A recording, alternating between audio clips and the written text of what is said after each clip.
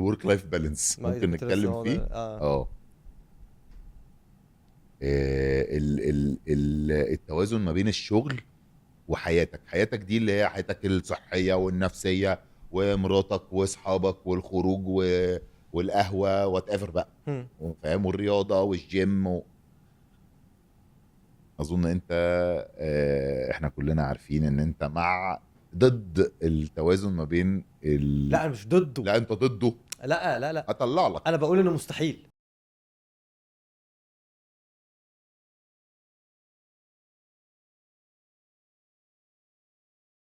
مش ضده، انا بقول ان ده تفكير خيالي. طيب بس تشتغل على ايه؟ يعني اشتغل على يعني ايه؟ انت عايز يبقى فيه توازن؟ اكيد ده يبقى هايل، لا. بس انا بقول انه مش هيحصل.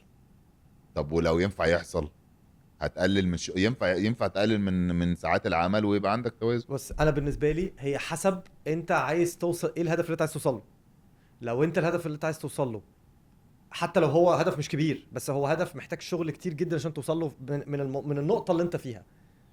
حلو، من النقطه اللي انت فيها عشان توصل للنقطه اللي بعدها انت عايز توصل له بسرعه. جميل. مش هتعرف توصل له بتوازن ما بين، مش هيحصل.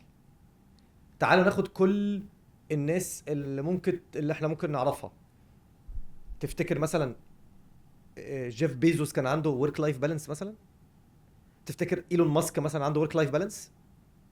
تفتكر مفيش حد. كم ايلون ماسك في العالم؟ يا باشا بلاش ايلون ماسك، انا بكلمك كم بقى جيف على الناس اللي احنا بيسوس؟ نعرفهم يعني. كم بس هقول واحد يا لك على باشا؟ ناس. انا بكلمك على حاجة تانية. انت اجن نرجع بقى للاهداف. مهم. مين اللي بيحط الاهداف؟ هم حطوا لنفسهم. انت اللي بتحطها لنفسك، اه. صح؟ ليه حاطط هدف بعيد قوي انا مش، كده؟ لا انا بديك الناس اللي أصل هجيب لك اسامي مين يعني. آه. انا بتكلم عليك انت يا مان، ما انا انا مالي، فاهم. ما مالي ومال ايه ده، ما ايلون انت لو بتتكلم عليا انا بقى بالذات، انا يعني ليا انا حاطط في دماغي حاجات عايز اوصل لها، محتاجه مني ان انا يعني، انا تعالى قبل دلوقتي حتى زمان، انا مثلا كنت عايز اروح مثلا امريكا. حلو مثلا، وكنت عايز انجح في امريكا جامد. كان مستحيل اعمل كده بورك لايف بالانس. مستحيل. ده اصلا مش على الخريطه اصلا. كان زماني سفيت التراب هناك اصلا. ده حقيقه بقى، سيبك بقى لا من. مش مقتنع. انا مقتنع ان الواحد لازم يبقى بني ادم ويعامل كبني ادم وياخد وقت لنفسه عشان يعرف يبدع في ساعات العمل. يعني انت لو ساعات العمل 6 ساعات، انا لو خدت قدامهم 6 ساعات مفنيخ، في ال6 ساعات دول هعرف اطلع فيهم شغل اكتر ما انت هتطلع في 12 ساعة، لان انت مستريس ومتوتر ومتبهدل ممكن ومتداس عليك ممكن ممكن بس الاكزامبلز اللي محطوطه تاني، الامثله اللي احنا كلنا نعرفها، كلهم بيقولوا غير كده. كلهم. مفيش حد يعني من الناس اللي هي يعني تعتبر عملت حاجات يعني. انا بس بحطهم على فكره مش عشان عايز اوصل لنفس اهدافهم، انا بتكلم ان دول القصص اللي احنا نسمعها. حلو، او القصص اللي انت دايما بتبص عليها وبتقول ايه ده، طب والله ده عمل كذا وكذا وكذا. القصص امم دي، كل الناس دي مفيش حد فيهم. تعالى باش يا عم في فلوس، رياضه.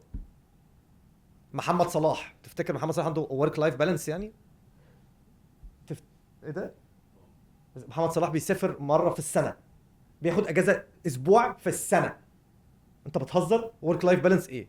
لا بس محمد صلاح اصلا ما يقدرش ما يبقاش عنده ورك لايف بالانس، والا جسمه مش هيستحمل اصلا ان هو لا انت يتمرن. بيعمل ريكفري، ده موضوع بص، تاني. اجان إيه. حلو محمد صلاح، تمام. محمد صلاح مهم. في كام واحد؟ تاني انا بديك الاكزامبلز طب المعروفه. ما خد اسمعني. ماشي. كام واحد عمل بعد ما شاف محمد صلاح وصل لايه؟ كام واحد عمل اللي محمد صلاح عمله وما وصلش اللي محمد صلاح وصله؟ كتير، ملايين. طيب استفدنا ايه بقى؟ ولا حاجه، بس حاولوا هم انا على فكره مش بقول ان انت يا تعمل كده يا اما انت تبقى غلط. انا بقول بس هو ده علشان توصل للي انت عايز توصل له.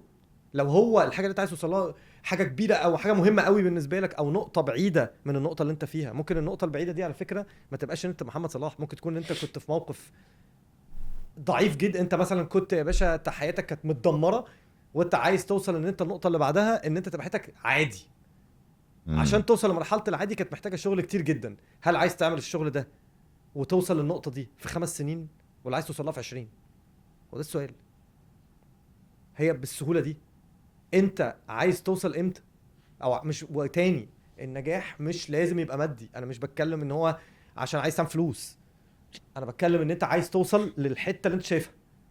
هتوصل لها، ممكن توصل لها بالطريقه التانية. ممكن تموت من ممكن. من كتر الشغل هي دي بقى والستريس المخاطره بقى. ولا توصل ولا تروح ولا دي تيجي. المخاطره اللي انت اصلا بقى داخل تعملها من اول يوم، لازم تبقى عارف ما كده هو كويس. اجان كل واحد بقى بمفهومه أيوة. انه انجوي طبعا. استمتع بالرحله، انت لا افرم في الرحله لحد ما توصل. ده بقول بس دي ماشي. شخصيتي، انا مش بقول انها صح نختلف، على فكره. نتفق لنختلف. ايه ده انا عارف ان انا غالبا غلط اصلا.